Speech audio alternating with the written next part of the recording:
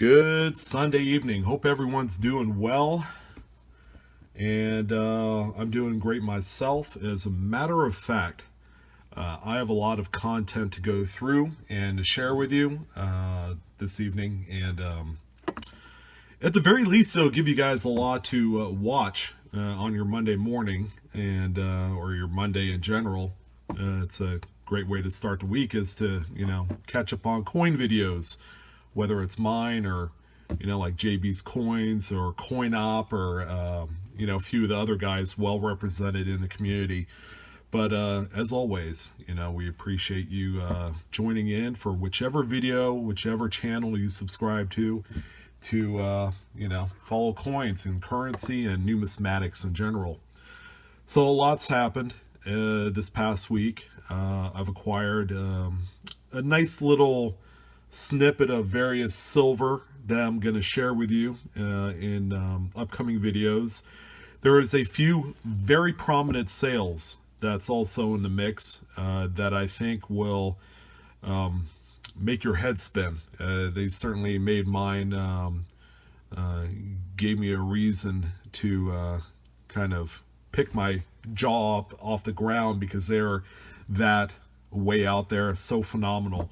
So I'm going to share those with you as well. I got a few coin roll hunting videos. I got some pennies that I've been sitting on here for about the last 2 weeks I haven't gone through. I have another John Adams roll, that I'm going to unveil in a separate video. But enough of the jibber jabber. Okay, so I did acquire a few Morgan and Peace dollars, and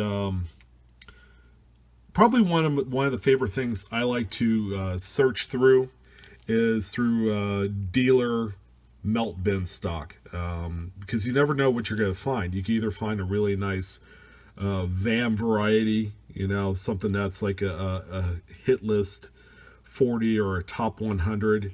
Those are always worth combing through, and there's certainly worth a lot more money than what your traditional regular piece of Morgan goes for. But I'd like to also talk about some of the like dates, conditions, and all, a condition type that I like to personally pull out of there if the price is right. Now, I paid $17 for each of these here over the weekend, and I felt like that was a fantastic deal. What I'm about to tell you regarding what you should look for in junk bin, large dollar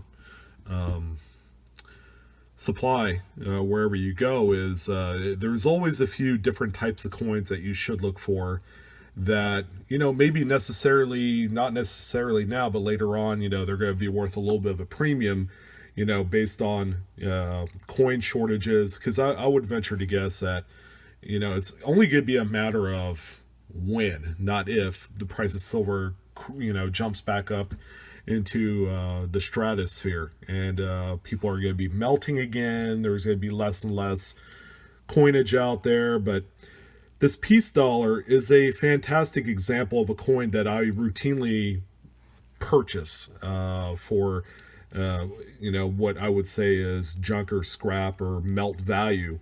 In this case, I got this one. I got each one of these coins again for $17 a piece, but a nice, pleasing about uncirculated with some luster left over, regardless of date. 1922 is about as common as you could get for Peace dollars is concerned. 1921 for Morgans, and I believe I may not have one of those in here, but usually I stay away from the 21 Morgans only because they're way too plentiful. But coins that look like this, where you have a nice good base of luster on there, as I flip this back and forth, you can see the flash of the cartwheel on the surface there. And this is a coin that I would pull out and just I would assemble a full roll of AU type coins. And when price of silver goes up, okay, they're going to be worth more money because of the extra eye appeal to them. Here's another one that is, it's a 1889, and I tell you what, it's not a 1921. It's not in 1880 to 1882. You know, some of the more common dates that you would find scrappy wise in Morgan's. And 1889, this one is fairly decent. It's a high XF with some peripheral luster left over on the coin. It's worth every bit the $17 I paid for it. If I sold it today, it would be $17. But again, it's an eye appeal thing. Okay, not only is it a different date than the traditional 80 to 82 and 1921, you know, it does have a little bit extra, you know, it's got what they call meat. You know, it's got the original skin on there, and it's uncleaned.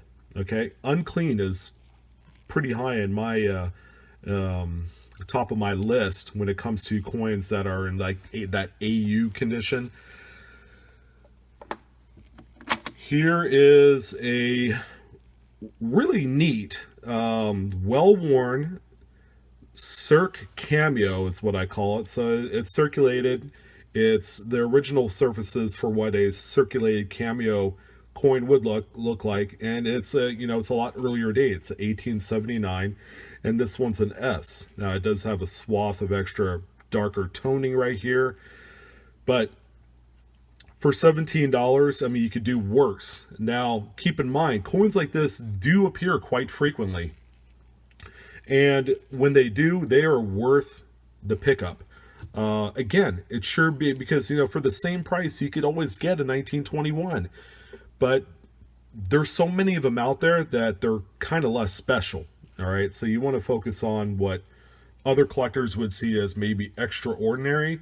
Now this one has a really neat, you know, circulated contrast look to it, which, you know, other people would find attractive. Now this swath of extra dark tone right here, or tarnish, not so much, but overall the coin is, you know, it's different. 1879, and this one is a San Francisco minted coin.